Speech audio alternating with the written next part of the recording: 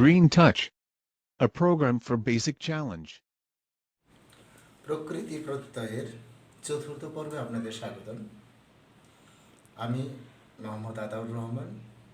প্রকৃতি প্রত্যয়ের ইতিপূর্বে আমরা 3টা ভিডিও আপলোড করেছি। তো এর মধ্যে গুণ বৃদ্ধি এবং প্রথম পর্ব, দ্বিতীয় পর্ব, এগুলো যদি আপনারা ভালো করে পর্যায়ক্রমে পুঙ্খানুপুঙ্খানুভাবে দেখে আসেন, তাহলে আপনি আজকের প্রকৃতি এবং প্রত্যয়ের চতুর্থ পর্ব ভালোভাবে বুঝতে পারবেন এবং বুঝতে সুবিধা হবে। আজ আমি যেটা নিয়ে আলোচনা করব সেটা হলো কৃত প্রত্যয়ের সংস্কৃতি অংশটা, তার মানে সংস্কৃতি কৃত প্রত্যয়, এই অংশটা নিয়ে আমি আলোচনা করব। সংস্কৃতি কৃত প্রত্যয় নিয়ে আলোচনা করার পূর্বেই আমি বলতেছি সেটা হলো যে এখানে ঢাকা বিশ্ববিদ্যালয় খ ইউনিট, গ ইউনিট এবং ক ইউনিট যে ধারাবাহিকতায় ইতিপূর্বে সংস্কৃত কৃত প্রত্যয় থেকে প্রশ্ন করেছে, তারই ধারাবাহিক আলোচনাটা হবে আজকের পর্বে। হ্যাঁ, এই সংস্কৃত কৃত প্রত্যয়ের উপরে আরেকটা পর্ব আমাদের হবে, তবে আজকে আমরা বিশ্ববিদ্যালয়ে যে ধরনের প্রশ্নগুলো হয়ে থাকে সেই সংস্কৃত কৃত প্রত্যয়ের প্রসঙ্গ নিয়ে বেশি আলোচনা করব। কথা বাড়ানো ঠিক হবে না, তাই না? সরাসরি আমরা বোর্ডে চলে যাচ্ছি।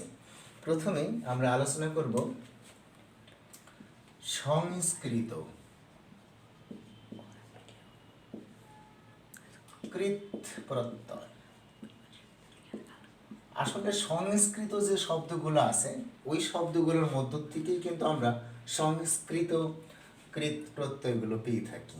তবে এখানে আমরা এই সংস্কৃত কৃত প্রত্যয়, দেখেন আমাদের বাংলা কৃত প্রত্যয় যেগুলো আছে সাধারণত ওগুলা থেকে কম প্রশ্ন হয়ে থাকে, সংস্কৃত কৃত প্রত্যয় থেকে বেশি প্রশ্ন হয়ে থাকে এবং এই সাইটটাকে আমরা সবচেয়ে বেশি কঠিন মনে করি। একদম কঠিন মনে করা ঠিক হবে না। কিসের জন্য? আপনি আমার এই পূর্ববর্তী ভিডিও গুণ বৃদ্ধির ভিডিওটা ভালো করে দেখে আসবেন, তাহলে এগুলো বুঝতে আপনার জন্য সহজ হবে আমি মনে করি।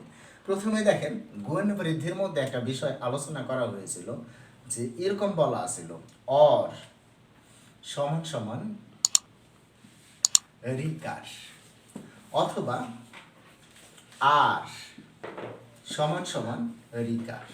হ্যাঁ, এরকম কিন্তু বলা ছিল গুণ বৃদ্ধির মধ্যে, ঠিক আছে। আরেকটা কথা, এখানে দেখেন আমরা সংস্কৃত কৃত প্রত্যয় আলোচনা প্রসঙ্গে অক যদি কোনো প্রত্যয় থাকে, অক, সেটার বদলে আমরা লিখব নক, যদি আমাদের কৃত প্রত্যয়ের মধ্যে এটা আসে। তো আমরা এখান থেকে কিছু এক্সাম্পল টানি, আপনি বুঝতে পারবেন। প্রথমত খেয়াল করেন, আপনারাও সবাই খুব ভালোভাবে মনোযোগ দিবেন, বোঝার চেষ্টা করবেন, কারণ প্রত্যয় চ্যাপ্টারটা কিন্তু আসলে খুবই গুরুত্বপূর্ণ, আর বুঝলে এটা সত্যি পানির মতোই জল। আচ্ছা, দেখেন বিষয়টা কিচ্ছু না, ভয় পাওয়ার কিচ্ছু নাই। যেমন ধরেন, আমি যদি এখানে একটা শব্দ লিখি কর্ম, আচ্ছা আমি লিখলাম, এখন আমি এটাকে ভাঙতে চাইতেছি। তো আগে আমি এটাকে ভাঙবো কিভাবে? দুইটা অংশে। কিভাবে দুইটা অংশে? দেখেন, আপনার যদি অক্ষর সম্বন্ধে জ্ঞান থাকে তখন কিন্তু স্বাভাবিকভাবে এটা কিন্তু আপনি বুঝতে পারবেন। কর ম, কর ম, তার মানে এখানে দুইটা অক্ষর আছে। তাহলে আপনি এখানে কি বলতেছেন? কর যোগ ম, এই তো বিষয়টা। কিন্তু আপনি খেয়াল করেন, খুব ভালো করে খেয়াল করেন, কর এটার মধ্যে কি আছে একটু ভাবেন তো। ক আর, রাইট? কারণ এখান থেকে যদি আমি একটা হসন্ত দিয়ে থাকি তখন এটার মধ্যে কি আছে, এটার সাথে একটা স্বরেও ছিল, এই যে বয়সন ডটে নিলাম, তার মানে এটার মধ্যে কি আছে? অর। অর যদি থাকে, অরের বদলে আমরা কি লিখি? দেখেন লেখা আছে অর সমান সমান রিকার। আমি রিকারই মর সাথে দেবো না কর সাথে দেবো? অবশ্যই কর সাথে, এই যে আমি রিকারটা দিয়ে দিলাম। আর কৃত প্রত্যয় এটা আমাদের বোঝানোর জন্য আমরা একটা রাইট চিহ্ন ব্যবহার করি, ঠিক আছে? বাস, আমার কিন্তু অংশ হয়ে গেছে, প্লাস ম হয়ে গেছে। এখন আমি স্বাভাবিকভাবে এই যে কর যোগ ম, এটা কিন্তু আমার প্রত্যয় হয়নি, এই অংশটা আমি মুছে ফেলবো। তাহলে আমার কি হবে এখানে? ভালো করে বোঝার চেষ্টা করেন, তাহলে কি হবে? প্রি যোগ ম, হ্যাঁ। আচ্ছা, যদি এটা আসে ধর্ম, একই তো, ধৃ যোগ ম, ধর্ম। আচ্ছা, এই ধরনের যত আছে কর্ম, ধর্ম, বর্ম, সর্ম, টর্ম, পর্ব, আপনি যে ধরনের শব্দ নিয়ে আসেন বিষয় তো একই, কাহিনী তো একই। তার মানে এখানে দেখেন কোনো ব্যাপার না, খুব সহজভাবে কিন্তু আসতেছে। আচ্ছা, এখন এটা যদি আপনি না বুঝেন কমেন্ট বক্সে জানাবেন, আমি আবারও বুঝিয়ে দেবো। আচ্ছা, মনে করেন আমরা যদি এখানে একটা শব্দ নিয়ে আসি, ধরেন কারক শব্দটা নিয়ে আসলাম। আচ্ছা দেখেন, আপনি একটু ভাইবে দেখেন তো, কার যোগ কারক কি, রাইট? এভাবেই তো আমাদের ভাঙার কথা। আচ্ছা, যদি এটা আমরা ভাঙি, দেখেন তো পরিবর্তনের যে আমাদের রুলসটা আছে, সেই রুলসটা আমরা নিয়ে আসি। দেখি তো, এই কার এটি কিন্তু আমাদের প্রকৃতি, আর এই অপটা হলো প্রত্যয়। আচ্ছা, প্রকৃতির মধ্যে আমরা পরিবর্তনটা খেয়াল করি। যদি প্রকৃতির মধ্যে আর থাকে, এই যে দেখেন আর, এটি কিন্তু আমাদের প্রকৃতির অংশ। প্লাস অক যদি থাকে, অকের বদলে আমরা কি নিয়ে আসতেছি, নক। এই যে অক সমান সমান কি নিয়ে আসবো, নক। আচ্ছা, আরও চিন্তা করেন, আমি গাণিতিকভাবে আপনাকে বোঝাই দেওয়ার চেষ্টা করছি। দেখেন ক, এখানে যদি আর থাকে, আর এর বদলে কি বসে, রিকার। রিকারকে আমি এখানে বসাবো না, আছে কি আমার ক, এটা নিচে যে রিকার দিয়ে দিলাম, ক ক্রি যোগ নক, তাহলে কি হয়ে গেল, আমার কারক হয়ে গেল। তা আমি তো এতখানি এইভাবে তো আর আমার লেখা যাবে না, এ অঙ্ক তো আর করা যাবে না। তাহলে আমাকে কি করতে হবে, যে এইখানে আমি বুঝতেছি কার, মানে এখানে কি নিয়ে আসবো, ক্রি যোগ নক, ব্যাস কারক হয়ে গেল। তো আমার মনে হয় এই বিষয়টা আমরা পরিষ্কার বুঝতে পেরেছি। আর এই বিষয়টা যদি আমরা পরিষ্কার বুঝতে পারি, যদি না বুঝেন প্রশ্ন করেন, এটা কিন্তু বুঝতে হবে আপনাকে, না বুঝলে প্রশ্ন করতে হবে। কারণ প্রশ্ন না করলে আমি বুঝবো কিভাবে আপনি বুঝতেছেন কি বুঝতেছেন না। আমার এই ভিডিওটা 1 ঘন্টা হলো না 5 ঘন্টা হলো সেটাও বিষয় না, যার ইচ্ছে দেখলেন, যার ইচ্ছা না দেখবেন না, সমস্যা নেই। কিন্তু আমি পুরো বিষয়টা এখানে বিস্তারিত আলোচনা করার চেষ্টা করবো, দরকার। বাংলাদেশের অ্যাডমিশন টেস্ট সহ বিসিএস পরীক্ষা পর্যন্ত এই জায়গাটা স্টুডেন্টরা দুর্বল। কেন দুর্বল থাকবে? আমি মনে করি এখানে দুর্বল থাকা যাবে না। দেখ, সংস্কৃত কৃত প্রত্যয়ের ক্ষেত্রে আমি আপনাদের একটা বিষয় দেখাইতেছি। স্বরে অ, যদি কোনো শব্দের শেষে স্বরে অ থাকে, এই স্বরে অর বদলে হয় কি জানেন, ঘয় কি হয়, তা আপনি এটা মুখস্থ থাকতে হবে। কিন্তু যে সংস্কৃত কৃত প্রত্যয়ের ক্ষেত্রে স্বরেও যদি কোনো শব্দের শেষে থাকে, ওইটার বদলে আমরা কি লিখি, ঘইও। আচ্ছা, ধরেন আমি একটা শব্দ লিখতেছি বাস, বয়াকার দন্তেস্ব, বাস। আচ্ছা, এখন আপনি একটু ভালো করে খেয়াল করেন তো, লাস্টে যে দন্তেস্ব আছে, দন্তেশ্বর সাথে কি একটা স্বরেও আছে না? কারণ যে কোনো ব্যঞ্জন বর্ণ মুক্ত অবস্থায় থাকলে তার সাথে কি থাকে, একটা দন্তেস্ব থাকে। তাহলে আপনি এখানে যদি আমরা ভাঙি, তাহলে শব্দটা কি হয়, বাস যোগ স্বরীয়, এটি তো হওয়ার কথা, রাইট? এই যে আমি এইখানে দন্তেশ্বর নিচে একটা হলন্ত বা হসন্ত দিয়ে দিলাম। আচ্ছা, এখন স্বাভাবিকভাবে আপনি চিন্তা করেন, অ এর বদলে কি হবে, ঘ ইও, এই যে বসাই দিলাম। ঠিক আছে, এরপরে আসেন আমি বাসটাকে পরিবর্তন করব। দেখি বাসটাকে কিরকম পরিবর্তন করা যায়, সেটা আমরা কিন্তু নিয়ে আসবো। ঠিক আছে, আপনি কিন্তু বেশ ভালো জানেন আকার থাকলে কি হয়, অকার। মানে আমরা কিন্তু গুণ বৃদ্ধির নিয়মের মধ্যে আমরা পড়ছি। ঠিক আছে, যে আকার থাকলে ওটা কি হয়ে যায়, অকার। তাহলে শব্দটা কি হলো, বস। আচ্ছা, আমার কিন্তু কাজ শেষ, আমি একটা চিহ্ন দিয়ে দিলাম। সুতরাং বাস সমান সমান বস যোগ ঘ ইও। এখন দেখেন এটা আপনার কাছে কত জটিল মনে হয়, কিন্তু এখন কি জটিল মনে হচ্ছে? আমরা যদি এগুলো কতগুলো উদাহরণ করি, যেমন মনে করেন আমি এখানে লিখলাম যোগ। আচ্ছা, আপনি ভালো করে ভাবেন তো, যোগ, দেখেন আপনি যোগ যোগ যোগ অ, এই তো বিষয়টা, যোগ যোগ অ। তার মানে শেষে কি আছে, একটা স্বাধীন ব্যঞ্জন বর্ণ আছে, মানে ওইটার সাথে কি আছে, এটার সাথে অ আছে, এই যে অ। তাহলে অটা আমি আগে মুছবো, মুছে কি করলাম, অর বদলে আমি কি লিখবো, ঘয়, এই যে লিখলাম ঘয়। আচ্ছা, লেখার পরে কি হইলো, এখন আমি যোগের মধ্যে আসবো। যোগের মধ্যে আপনি তো জানেন ওকার থাকলে ওকারের বদলে কি বসে, রস্যুকার। হ্যাঁ, আপনার যদি ভুল হয় গুণ বুদ্ধির নিয়মটা আপনি একটু ভালো করে দেখে আসেন, ক্লিয়ার হবে। গ থাকলে গয়ের বদলে কি হয়, বর্গীয় জ। আপনি গুণ বৃদ্ধির নিয়মটা বারবার দেখতে বলছি, দেখছেন, যোগ সমান সমান জুস যোগ গইও। জাস্ট গুণ বৃদ্ধির নিয়মটা দেখলে আপনার কিন্তু এটা আপনার কাছে কোনো ঘটনাই না। আর যদি গুণ বৃদ্ধির নিয়মটা আপনি পরিষ্কার না বুঝেন, ওইখানে কমেন্টস করবেন, আমি বুঝে দেওয়ার চেষ্টা করব। আর এই যে যে বিষয়গুলো আমি যেগুলো করতেছি এগুলো ঢাকা বিশ্ববিদ্যালয় ঘ ইউনিটে সবচেয়ে বেশি আসে এই ধরনের কোশ্চেনগুলো। তো ঠিক আছে, আমি আরও কিছু এক্সাম্পল নিয়ে আসি। সবগুলো এক্সাম্পল কিন্তু আপনি ভালোভাবে করবেন, কারণ এই এক্সাম্পলগুলোর মধ্য থেকে কিন্তু প্রশ্নগুলো সাধারণত এসে থাকে। যেমন আমি ধরেন একটা শব্দ লিখলাম ক্রোধ। আচ্ছা, তাহলে আমরা দেখলাম এখানে এইটাকে যদি আমরা ভাঙি তাহলে কি হবে? ক্রোধ যোগ আ। আচ্ছা, স্বাভাবিক, মানে লাস্টে কি আছে? ধটা কি আছে? ব্যঞ্জন বর্ণ। একটা স্বাধীন ব্যঞ্জন বর্ণ মানে তার সাথে একটা অ আছে। আমি অর বদলে কি লিখবো? তাহলে আমি এইখানে অর বদলে কি লিখবো? হ্যাঁ স্বাভাবিক, অর বদলে আমি তো উপরে লিখেই রাখছি ঘ ইয়। এই যে আমি লিখলাম ঘ ইয়, এই যে লিখলাম ঘ ইয়। আচ্ছা, এখন আমরা খেয়াল করি এই যে মিস্টার ওকার, এটার বদলে কি লিখবো? রস্যকার। ব্যাস হয়ে গেল। কিন্তু তার মানে কি হয়ে গেল? শব্দটা ক্রুদ্ধ যোগ ঘয় ক্রোধ, ক্রোধ যোগ ঘয় ক্রোধ। কি খুব মজা না ব্যাপারটা? একেবারে কোনো ঘটনা না, সরাসরি এগুলা আসে।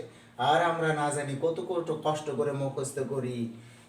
তো যাই হোক, আমি আরো কিছু উদাহরণ নিয়ে আসতেছি, লক্ষ্য করেন। এখানে ধরেন আমি একটা শব্দ নিয়ে আসতেছি ক্ষেত। কি নিয়ে আসলাম? ক্ষেত। ক্ষেত মানে ক্ষেত না, কিন্তু ক্ষেত। আচ্ছা, এখানে যদি আমি নিয়ে আসি ক্ষয়কার দ, তাহলে এটা সে অতিরিক্ত কি আছে? অ, কারণ এটা তো আমার কি উন্মুক্ত ব্যঞ্জন বর্ণ। আমরা বুঝতে পারতেছি এটা কি আমাদের ব্যঞ্জন বর্ণ। এই যে উন্মুক্ত ব্যঞ্জন বর্ণ থাকলে তার আগে আমরা কি লিখি? একটা স্বরেয়। তো এখন আসি আমরা, খুব স্বাভাবিক, অটা মুছে ফেললাম। কি লিখবো আমরা? ঘ ইয়। এই যে লিখলাম ঘ ইয়। এরপরে আমরা কি লিখবো? ক্ষেত। এখানে কি দিয়ে দিলাম? একটা অজদ্দ। স্বাভাবিকভাবে এখানে আমি একটা রুট চিহ্ন দিয়ে দিলাম, কিন্তু আপনার এখানে এই কাটটা হবে না। এখন আপনি বলতে পারেন কেন হবে না? প্রশ্ন করতেই পারেন। উত্তর হলো এই ক্ষেত শব্দটা আসছে খত থেকে, অর্থাৎ আমাদের ভেতরে যে খত খত করে বা খুঁত করে, এই যে একটা ব্যাপারটা, ওইখান থেকে এই শব্দটা আসছে, যে কারণে এই একারটা এখানে হবে না। তা আপনার শব্দের মূল যদি জানা না থাকে, যেমন আমি আস্তে আস্তে আস্তে আস্তে এই বিষয়গুলো মূলটা বুঝাই থাকবো যে ক্ষেত এই শব্দটা আসছে হলো খত থেকে, অর্থাৎ আমাদের ভেতরে যখন খত খত বা খুত খুত এই ধরনের শব্দ করে, এইগুলো অর্থাৎ যখন কষ্ট আসে ওটাই কিন্তু ক্ষেত, ওই শব্দটাই আসছে, যে কারণে এখানে আমাদের কি হইল না? একারটা হইল না। তাই রুট খত, এখানে রুট না, আমরা বলতে পারি প্রকৃতি প্লাস ঘ ইয়। আশা করি বুঝতে পারছেন। না বুঝলে মুখস্থ করবেন, তারপরেও যদি না বোঝেন কমেন্টস করবেন। I will try my best. আমি আমার সর্বোচ্চ চেষ্টা করব বিষয়গুলো বোঝানোর জন্য। কিন্তু আপনি দেখেন এখানে আমি একই শব্দ লিখতেছি ভেদ। আচ্ছা, তার মানে কি? এইভাবেই লিখি ভেদ যোগ অ। আচ্ছা, অ মানে কি? খুব সহজেই আমরা বুঝতে পারতেছি ঘ ইয়। আচ্ছা, এখন তার মানে এখানে দেখেন একার আছে, একার মানে আমরা কিন্তু দিতে পারি রস্যিকার। একারের বদলে কি? রস্যিকার। কিন্তু বিষয়টা হলো আপনি প্রশ্নই করতে পারেন আগে তো একারের বদলে রস্যিকার দিলেন না, ঠিক আছে? কিন্তু এখানে বিষয়টা আমরা জানি এর বদলে রস্যিকার হয়, কিন্তু তা না। আসলে এই ভেদ এই শব্দটা কিসের থেকে আসছে? ভিত্তির থেকে আসছে। আর ভিত্তি বানানটা কি? ভয়স্কারের ভি, তয় তয় রস্যিকারের তি, ভিত্তি। ঠিক এই কারণেই আপনার এখানে কি আসলো? রস্যিকারটা আসলো। মূল কারণটা কিন্তু এই। তাই এখানে ভিত যোগ ঘ ইয়, এটা আমাদের কি আসতেছে? ভেদ। আচ্ছা, এরপরে যদি আমরা আরো কিছু শব্দ নিই, যেমন আপনি মনে করেন আমি একটা শব্দ নিলাম ত্যাগ। একই কথা, আমি কি লিখবো? ত্যাগ যোগ অ। আচ্ছা, অটা এখন না লিখলেও আপনি বুঝতে পারবেন এটা কি আসলে আমাদের ঘ ইয়। আচ্ছা, এরপরে আমরা এই জায়গাটায় আসি। হ্যাঁ, আশা করি আপনারা বুঝতে পারছেন প্রকৃতির মধ্যে আকার থাকে না, অকার হয়ে যায়। আচ্ছা, গ থাকে না, গর বদলে কি হয়ে যায়? বর্গীয় জ। ব্যাস, তার মানে এটা কি? তস যোগ ঘ ইয়, এই যে আমাদের হয়ে গেল ত্যাগ। আশা করি আপনি অ সমান সমান ঘ ইয়, এইখানে আমি যে এক্সাম্পলগুলো আপনাদেরকে দিলাম ইনশাআল্লাহ সাধারণত এই এক্সাম্পলগুলোর মধ্য থেকে এসে থাকে। তো আমি এখানে চাইতেছি এক্সাম্পলগুলো পরিপূর্ণ দেওয়ার জন্য একটাও যাতে আপনাদের ঠেক না পড়ে। সাধারণত যেটা হয়, যেমন ধরেন আমি আরেকটা শব্দ লিখলাম পাক, ঠিক আছে, সমান সমান দিলাম, তো আপনি কি স্বাভাবিকভাবে বুঝতে পারতেছেন ওখানে পাক পাক যোগ অ।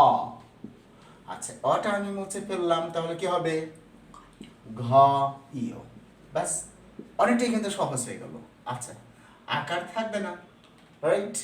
আকার না থেকে ক থাকলে কর বদলে কি বসে চ, তাহলে কি হলো পস, পস যোগ ঘ ইও, বাস। এই যে পাক প যোগ ঘ ইও, কি কষ্ট হয়ে গেলাম মুখস্থ করা যদি আপনি ব্যাপারটা না বুঝেন। আর আমার গণ বুদ্ধির ক্লাসটা আপনি আবারও বলতেছি ভালোভাবে করে আসুন। দেখেন শোক কি মজার জিনিস, শোক। দেখেন আমরা যদি এটা নিয়ে আসি, কত দিয়ে কি শোক যোগ অ, বারে বারে অ একটু বিদঘুটে দেখাইতেছে। এখন কিন্তু আমরা বুঝতে পারতেছি যে বিদঘুটে দেখাইলেও হয়ও এখন আসতে কিন্তু আমাদের কোনো সমস্যা হচ্ছে না। দেখেন এই যে আকি আছে, এখানে একার আছে, একার আছে, আকার আছে, মানে কি রস্যকার। আচ্ছা, ক আছে, ক মানে কি চ, তাহলে কি হলো সুস যোগ ঘ ইও শোক। আই থিঙ্ক ঘ ইও অ এটা আপনারা পরিষ্কার বুঝতে পেরেছেন। এবং ঘ ইও এটার মধ্যে থেকে ঘ ইউনিটে সবচেয়ে বেশি প্রশ্ন আসে থাকে। তো আরেকটা প্রশ্ন আসে, দেখেন আমাদের অনেক সময় এরকম থাকে জ অথবা জ ফলা, কি আমরা জ ফলাটা কি চিনি? এই যে এরকম আর কি, তাই না? জ ফলা, জ অথবা জ ফলা এটা যদি থাকে, এটার বদলে বসে হলো ঘ্যান। ঝ অথবা ঝ ফলা যদি থাকে, এটার বদলে কি বসে ঘ্যান। কি মজার বিষয় না? যেমন আমরা যদি এখানে একটা শব্দ নিয়ে আসি, দেখেন কার্য, এটা নিয়ে আসলাম। আচ্ছা, একটু ভাঙি তো শব্দটা আগে, কার জো, রাইট? কার জো। আচ্ছা, এই কারটাকে আমরা একটু ক্যালকুলেশন করি গণিতের মতো, ক যোগ আর, রাইট? তারপরে কি আছে জ, আমরা কিন্তু এই অংশটা নিলাম। আচ্ছা, আর মানে কি আপনার মনে আছে কি সেটা? রিকার। আচ্ছা, এই যে দিয়ে দিলাম। আর আপনার এই যে জ, জ মানে কি জানো? ঘ্যান। এ দেখেন ঘ লেখা মূর্ধন্য ঘ্যান, বেশ হয়ে গেল কিন্তু আপনার। তার মানে এইখানে আপনি যেটা করলেন ক্রি যোগ ঘ্যান কার্য। আচ্ছা, তার মানে এখন তো আর আমরা এগুলো লিখবো না, সরাসরি লিখবো এই লাইনটা, কার্য সমান সমান ক্রি যোগ ঘ্যান, বাস হয়ে গেল। আচ্ছা, এখন আপনি আসেন ঠিক এই ফর্মুলাটাকে অনুসরণ করে আমরা যদি লিখি ধার্য, মজার জিনিস, ধার্য একই হবে না, তখন কি হবে ধৃ যোগ ঘ্যান। বুঝে আমরা দেখেন যতই জ্ঞান জ্ঞান করি, বুঝে গেছে বাস্তবে এখানে কিন্তু ঘ্যান কাজে লাগতেছে।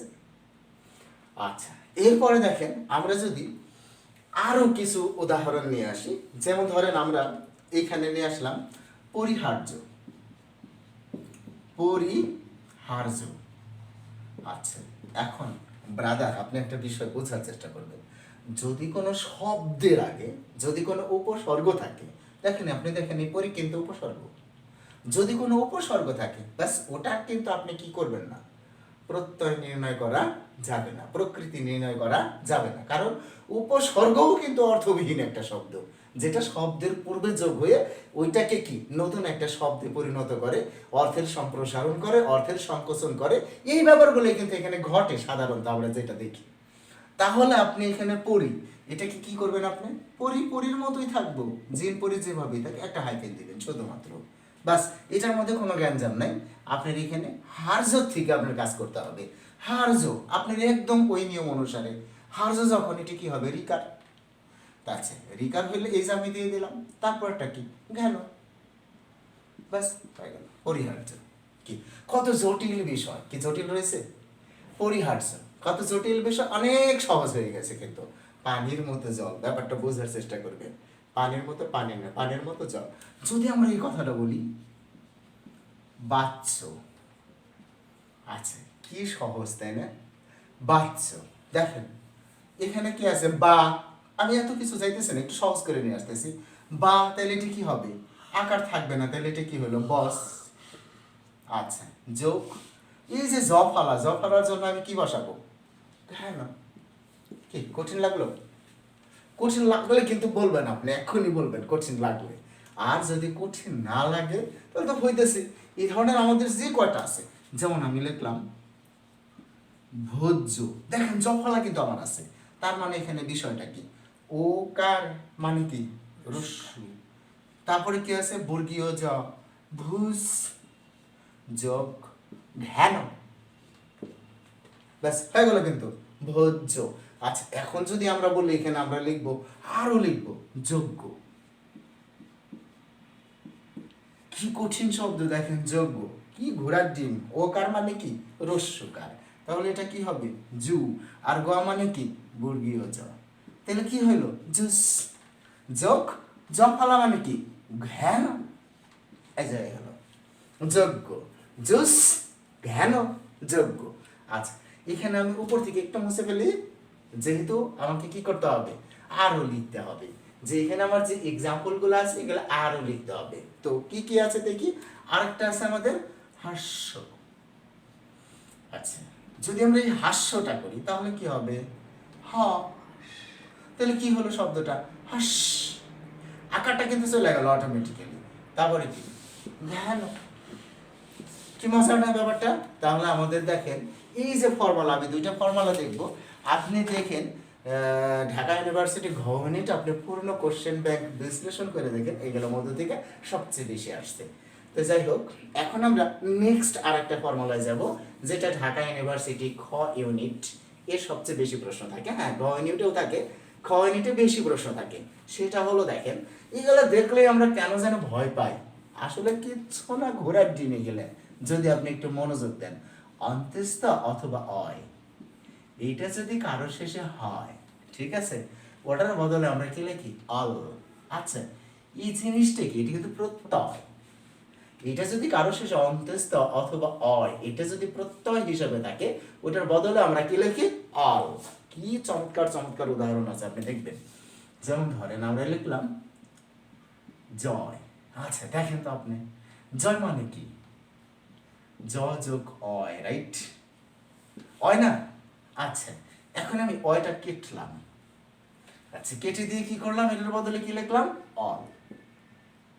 আচ্ছা, এখন এই যে আমি যে জটা লিখলাম, এই জটা কিন্তু জিত থেকে শব্দটা আসছে, জিত, জিত থেকে শব্দটা আসছে, যে কারণে আমি এখানে কি লিখবো জয় রস্যিকার, এখানে আমি দিয়ে দিলাম কি, ব্যাস হয়ে গেল জি যোগ অল জয়। এখন আপনি এই ধরনের কত কিছু পারবেন, কিছু না। যেমন আমি যদি বলি ক্ষয়, এটা আপনি কি লিখবেন খি যোগ অল।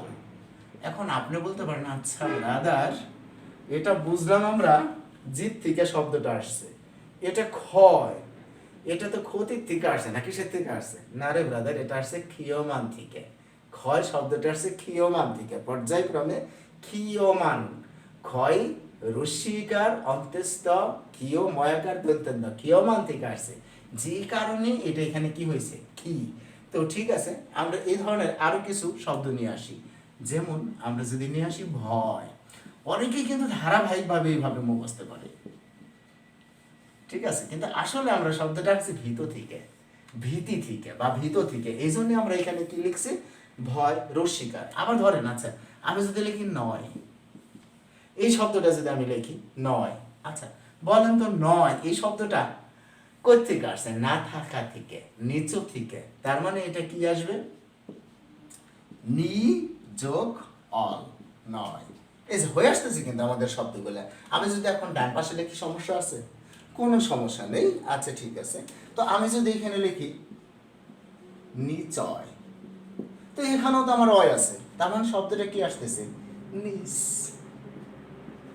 যোগ অল, এই যে নিচয় হয়ে গেল কিন্তু আমার শব্দটা। অনুরূপভাবে আমি যদি এখানে লিখি বিনয়, তার মানে কি বিন যোগ অল, বিনয় হয়ে গেল কিন্তু। আচ্ছা, আমি যদি শব্দটা লিখি বিলয়, কি হবে বিল যোগ অল, বিলয়। আচ্ছা, এই যে আমরা যে এখানে প্রকৃতি চিহ্নগুলো দিতেছি এগুলোও কিন্তু আপনি বুঝতেছেন।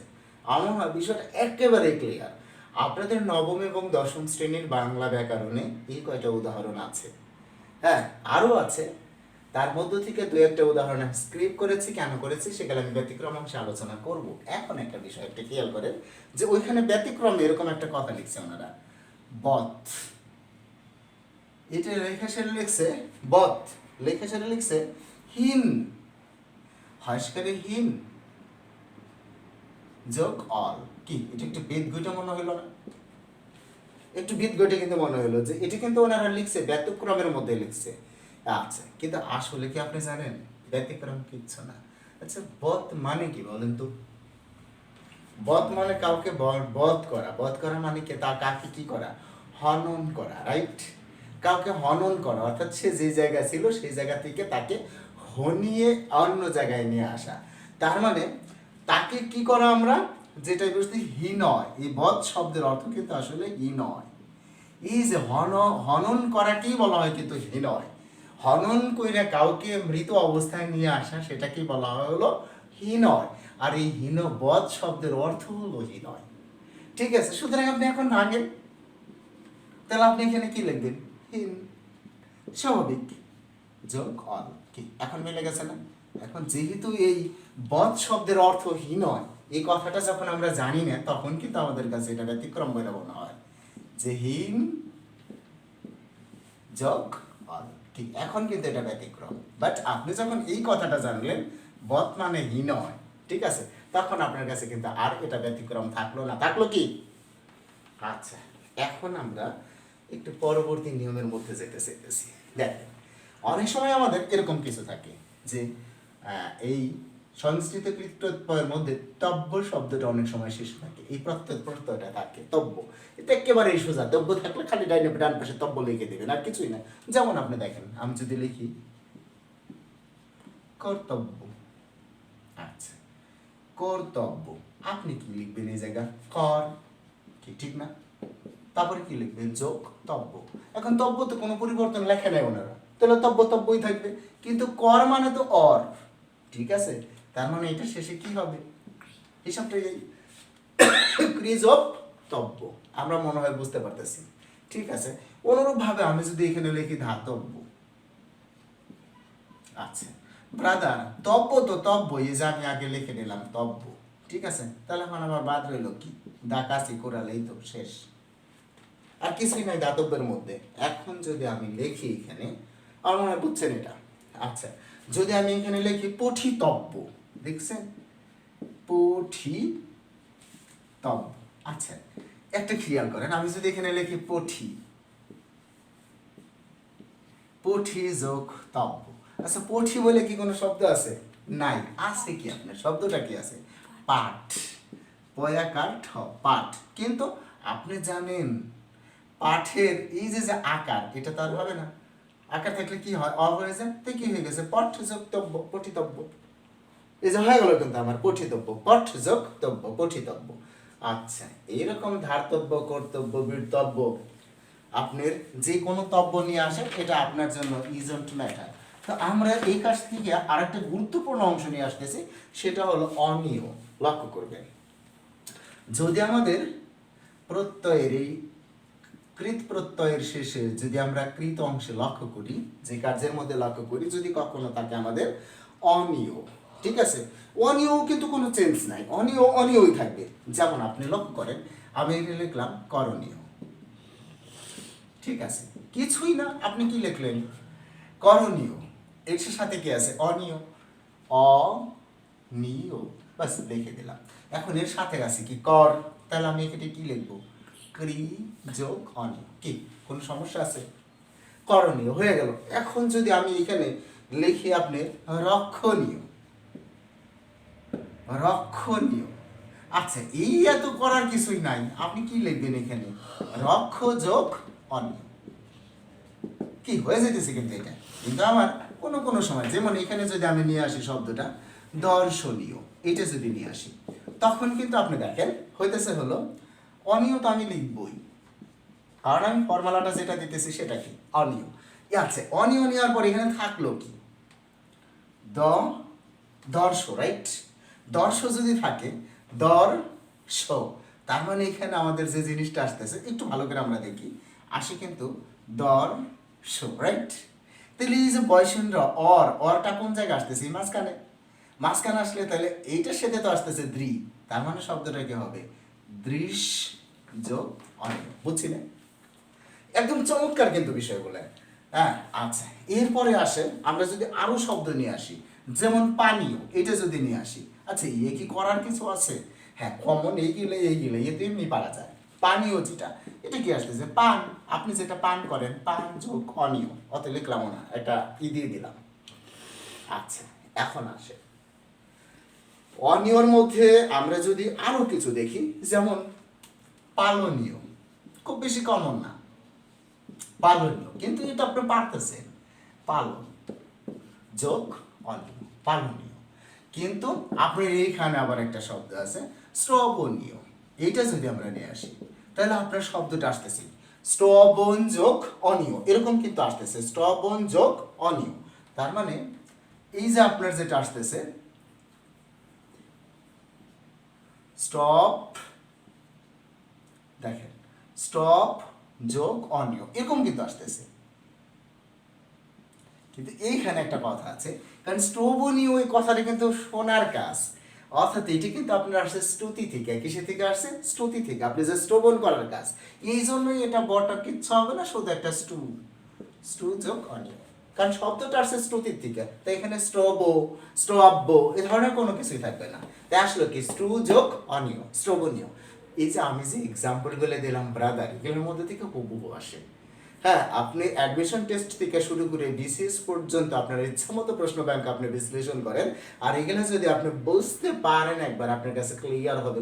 অনেক মিনিট হয়েছে সম্ভবত আমাদের ভিডিওটা, কিন্তু শেষ করতে হবে যত মিনিটই হোক। আচ্ছা, এরপরে আমরা কিছু উদাহরণ নিয়ে আসতেছি অত্যন্ত চমৎকার, যেটা গ ইউনিটে সবচেয়ে বেশি আসে, অন্যান্য ইউনিটেও আসে, গ ইউনিটে ঢাকা বিশ্ববিদ্যালয় গ ইউনিটে সবচেয়ে বেশি আসে। আচ্ছা দেখেন, সেটা হলো যদি কখনো আমরা কোনো সংস্কৃত যে আমাদের ক্রিয়াপদগুলো আছে, এগুলোর শেষে কখনো যদি ত পাই, এই তর বদলে হয় কর নিচে ত। আচ্ছা, যদি কখনো আমরা তি পাই, এই তীর বদলে হয় কর নিচে ত, তারপরে রসিকার। এটা কিন্তু দেখেন, প্রত্যয় যদি এইটা থাকে তাহলে এটার বদলে এসে প্রত্যয় কোনটা হবে? এটা হবে। হিসাবটা কিন্তু আমাদের এই। আর তাছাড়া আমাদের যে রুলসগুলো আছে আমাদের, সেই রুলসগুলো আমরা ফলো করলেই কিন্তু হবে। যেমন আচ্ছা ব্রাদার, খেয়াল করেন, আমি ধরেন এখানে লিখলাম জ্ঞাত। আচ্ছা, এ দেখেন তো এটার শেষে ত আছে না? তোর বদলে আমি কোনটা লিখবো? এইটা, এই যে এইটা। তার মানে এখানে কি হবে? জ্ঞা যোগ কয়ত, শেষ হয়ে গেল কিন্তু এটা জ্ঞাত। আচ্ছা, আমি যদি বলি খ্যাত, আচ্ছা তাহলে এটা কি হবে? খ্যা যোগ কয়ত, কারণ তোর বদলে আমি কি লেখার কথা? কয়ত। আচ্ছা, তীর বদলে আমরা কি লিখবো? রসিকার কয়ত। এই তো ব্যাপারটা। তাহলে আমার হয় এই বিষয়গুলো আপনার কাছে ভালো লাগার কথা। আমি কিন্তু সাথে সাথে মুছেও ফেললাম, কি বলেন আপনারা? আচ্ছা দেখেন, এরপরে ধরেন আমি কিছু শব্দ নিয়ে আসতেছি, যেমন ধরেন আমি নিয়ে আসলাম পঠিত। খেয়াল করেন, ত কিন্তু আমার ঠিকই আছে, তার মানে শব্দটা কি? পট। মনে আছে আপনার? আমরা কিন্তু করছিলাম পাঠ শব্দ থেকে কি আসে? পট আকার হয়ে যায় যোগ কয়তা, পঠিত হয়ে গেল কিন্তু। আচ্ছা, যদি আমি শব্দটা নিয়ে আসি লিখিত, তাহলে এখানে মূল শব্দটা কি আমার? লিখ যোগ কয়তা, লিখিত হয়ে গেল কিন্তু। কি কঠিন লাগতেছে?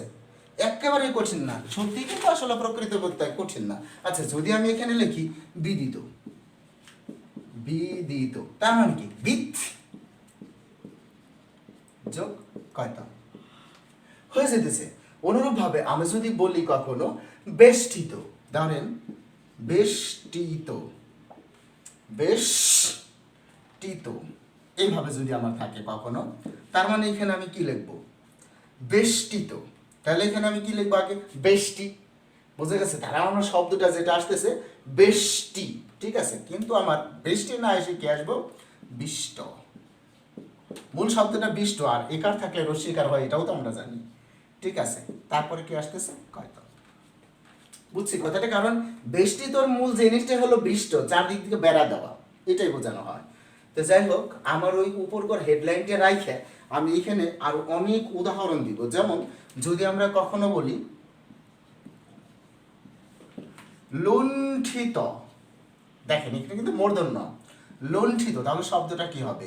লুণ্ঠ, লুণ্ঠ যোগ কয়তা লুণ্ঠিত। আমার মনে হয় আপনারা বুঝতে পারতেছেন, লুণ্ঠিত। অনুরূপভাবে আমি যদি এখানে বলি শিক্ষিত, এটা দেখেন আপনি, এই শিক্ষিতর মূল কথা কি? শিখ যোগ কয়তা শিক্ষিত হয়েছে দিছি, কিন্তু শিক্ষিত, শিক্ষিতর মূল কথাটা হলো শিখ। অনুরূপভাবে আমি যদি এখানে বলি চলিত, আচ্ছা দেখেন ব্রাদার, এখানে চলিতর মূল শব্দটা কি? চল যোগ কয়তা চলিত হয়ে যেতেছে। কিন্তু অনুরূপভাবে আমি যদি বলি পতিত, কি হবে? পথ যোগ কয়তা পতিত। একদম ক্লিয়ার? মনে হয় বিষয়টা অত্যন্ত সহজ এবং সুন্দর হচ্ছে। আচ্ছা, যদি আপনারা এটাকে সুন্দরভাবে আপনাদের ব্রেনে নিতে পারেন। তো অনুরূপভাবে একটা জিনিস আমি খেয়াল করেন, ধরেন এখানে আসলো গত, এই শব্দটা আসলো, ব্রাদার খেয়াল করেন, আমি কিন্তু বুঝাইতেছি ত, ত মানে কয় ত, ঠিক আছে? তাহলে আমার কি আসতেছে? গ, আর কি আসতেছে? কয় ত, এই তো বিষয়টা। কিন্তু এই যে গত, এই গ শব্দটার গত কোথার থেকে আসছে? গমন থেকে আসছে না? গমন থেকে গত আসছে, তাই এটার মধ্যে কি আসবে? গম যোগ কত। অনুরূপভাবে আমি যদি এখানে লিখি গতি, তাহলে কি হবে? একইভাবে গম যোগ কয়ত তার রসিকার, ওই যে তি মানে কয়ত রসিকার। আচ্ছা আচ্ছা, আমি যদি এখানে লিখি রতি, আচ্ছা দেখেন তো, রতি মানে রমন থেকে কিন্তু শব্দটা আসছে, রমন, ঠিক আছে? তার মানে এখানে কি হবে? রম যোগ কয়ত রতি। আচ্ছা, এইভাবে আমি যদি লিখি মতি, মতি যেমন আমাদের মতি গতি ভালো না, ব্যাপারটা কি? মনের না? তার মানে এখানে কি আসবে? মন যোগ কয়তি, এই যে মতি, শব্দগুলো কিন্তু চলে আসতেছে। অনুরূপভাবে আপনি যদি এখানে শব্দটা নিয়ে আসেন, ধরেন আপনি এইভাবে নিয়ে আসলেন জাত, হ্যাঁ, কিন্তু আপনি আনতেই পারেন জাত। এই জাতটা আসছে কোন থেকে? জনে থেকে না? অনেকগুলো মানুষ থেকে কিন্তু এই জাতটা আসছে, তার মানে কি আসবো? জ জন যোগ কয়ত, দেখছেন? এই যে আপনার কি চলে আসলো এখানে? জাত। অনুরূপভাবে যদি আমি নিয়ে আসি এখানে দত্ত, দত্ত শব্দটা কই থেকে আসছে? অবশ্যই দান থেকে আসছে, তার মানে এখানে কি? দা, দানের মূল শব্দটা হলো দা, ঠিক আছে? তারপরে কি আসতেছে? কয়ত দান। এই যে শব্দগুলো আমাদের কিন্তু চলে আসতেছে। এবং আমি যদি এখানে বলতাম গ্রন্থিত, গ্রন্থিত, তাহলে আপনি কি এখানে কি লিখলেন? গ্রন্থ, গ্রন্থ থেকে তো আসছে, গ্রন্থ যোগ কয়ত গ্রন্থিত। আচ্ছা, এইভাবেই কিন্তু আমাদের শব্দগুলো চলে আসতো। তো যাই হোক, আমার মনে হয় অনেকগুলো শব্দ আমরা দেখতে পারছি। এইগুলো আপনারা বারবার পুশ করে দেখবেন, লিখে নেবেন, নোট করবেন, কিংবা আপনাদের বইয়ের ভিতরে একটু খেয়াল করলেই হবে। অনেকবার হয়ে যাচ্ছে, ঠিক আছে, নো প্রবলেম। তা আমাদের আর বেশ কিছু উদাহরণ আছে, এই উদাহরণগুলো, এই রুলের মধ্যে আমাদের যে বেশ কিছু উদাহরণগুলো আছে, এই উদাহরণগুলো দিয়ে আমি পর্যায়ক্রমে শেষ করছি। দেখেন আরো কিছু উদাহরণ আছে, যেমন আমরা যদি এখানে বলি শ্রান্তি, শ্রান্তি, আচ্ছা এই শব্দটা যদি বলি আমরা শ্রান্তি, এই শ্রান্তি শব্দটা কোথা থেকে আসলো? নিশ্চয়ই স্টম থেকে আসছে, তাই না? স্টম যোগ কর নিচে ত, তার উপরে রশ্মি, শ্রান্তি হয়ে গেল কিন্তু। আচ্ছা, এখন যদি আপনি আনেন শান্তি, আচ্ছা এই শান্তি, এই শব্দটা কোথা থেকে আসছে? দেখেন এই শান্তি শব্দটা আসছে কিন্তু সম থেকে, সম। এটা যেমন আসছে স্ট্রং, আর এটা আসছে হলো সম, অর্থাৎ আপনার ভেতরের যে সম্ভ্রম, আপনার ভেতরের যে সম্মান, যেটা আপনি প্রীত হয়েছে, সেটাই কিন্তু সম, ঠিক আছে? সম যোগ কয়তয় রস্বীকার। আচ্ছা, কি চলে আসলো আমাদের? শান্তি। এরকম আমরা যদি আনতাম ভ্রান্তি, যদি ওইগুলা নাই, আমি একটু দিতেছি, তাহলে এটা কি আসতো? ভ্রম যোগ কয়তয় রস্বীকারের তি। ঠিক আছে, এক্সট্রা উদাহরণ আমি দেবো না, যেগুলো আপনাদের বইতে আছে সেই উদাহরণগুলো দিয়ে আমি শেষ করব। যেমন এখন দেখেন কিছু আছে, শিখতো, রাইট, এখন আপনি দেখেন এটাকে যদি ভাঙেন তাহলে কি শব্দটা কিন্তু এরকম আসে, শিখ যোগ ত, রাইট? আচ্ছা, তর বদলে আপনি কি লিখবেন? কয় ত, রাইট? আচ্ছা, শিখ এটার বদলে কর বদলে কি লিখবেন আপনি? চ। তাহলে কি আসলো? শিস যোগ ত, তার মানে শিখতো, হয়ে গেল কিন্তু আমাদের শিখতো। অনুরূপভাবে আমি যদি এখানে লিখি মুক্ত, তো একইভাবে কি আসবে আপনার? মুস যোগ কয়তো। এটা কি আপনারা বুঝছেন না আরো বিশ্লেষণ করতে হবে? আচ্ছা, আমার মনে হয় ধারাবাহিকভাবে আমরা কিন্তু বুঝতে পারতেছি। অনুরূপভাবে আমরা যদি এখানে লিখি ভুক্ত, দেখেন এখানে ভুক, ওই যে ভুক, ওই শব্দটা কি হয়ে যেতেছে? বর্গীজ ফুস। কারণ কি এখানে ভজন থেকে কিন্তু, ভজন থেকে এই শব্দটা আসছে। তাই আমরা জানি কিন্তু আমাদের কর বদলে কি কি বসে? চ বসে, বর্গীয় জ বসে। বর্গীয় জ বসে কোন জায়গায়? যখন ভজন থেকে আসলো। ঠিক আছে, ভুস যোগ কয়তো, ভক্ত। ওখানে কি ভুক্ত, মুক্তর ওখানে মুস হবে না? না। হ্যাঁ রাইট, মুছ হবে, ভুল করেছিলাম আমি। মুক্ত, মুস যোগ ত, মুক্ত। ভুক্ত, ভুস যোগ ত, ভুক্ত। আচ্ছা, অনুরূপভাবে আমি যদি এখানে লিখি ব্রাদাররা, যদি লিখি উক্ত, আপনার কি মনে আছে? উক্ত যদি শুরুতে রু থাকে, ওইটার বদলে কি বসে? ব। আচ্ছা, তারপরে কর বদলে কি বসে? চ। তাহলে বস যোগ কয়ত, এই যে আপনার কি আসলো? হ্যাঁ, উক্ত। তো এখানে আমি যে উক্ত থেকে যদি লিখি উক্তি, একই না কথাটা? তখন কি হবে? বস যোগ কয়তো শিক্ষার্থী, বুক, উক্তি।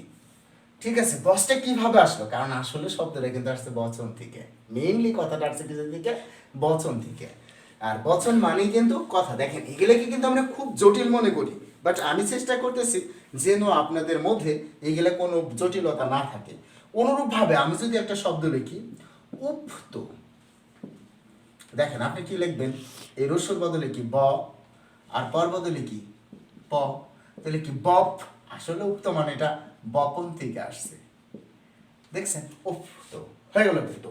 অনুরূপভাবে আমি যদি লিখি মুক্তি, আমি ওই যে যেটা লিখছিলাম মুক্তি সমান সমান আপনি কি লিখবেন? মুস। এগুলি কি মুখস্থর বিষয় না, কয়তো রসিকারিতি, মুক্তি হয়ে গেল কিন্তু। অনুরূপ ভাবে আমি ওই শব্দটাই যদি লিখি ভক্তি, আপনি কি লিখবেন? ভস যোগ কয়তো রসিকারিতি, ভক্তি। বস কয়তো রসিকারিতি, ভক্তি। এখন আমি এই পর্যন্ত যে উদাহরণগুলো দিয়েছি, সাধারণত ঢাকা ইউনিভার্সিটিতে আপনার সংস্কৃতকৃত প্রত্যয় থেকে অর্ধবুদ্ধি পর্যন্ত এরকমই প্রশ্ন এসেছে, ক, খ, গ, ঘ, এই 4টা ইউনিটের আলোকে। তো আপনারা যদি আমার এই ভিডিওটা না বুঝতে পারেন, কথাগুলো না বুঝতে পারেন, কমেন্টস করবেন, আমি চেষ্টা করব আরও প্রাণবন্তভাবে আপনাদেরকে বোঝানোর জন্য। সবাই ভালো থাকবেন, সুস্থ থাকবেন, আল্লাহ হাফেজ।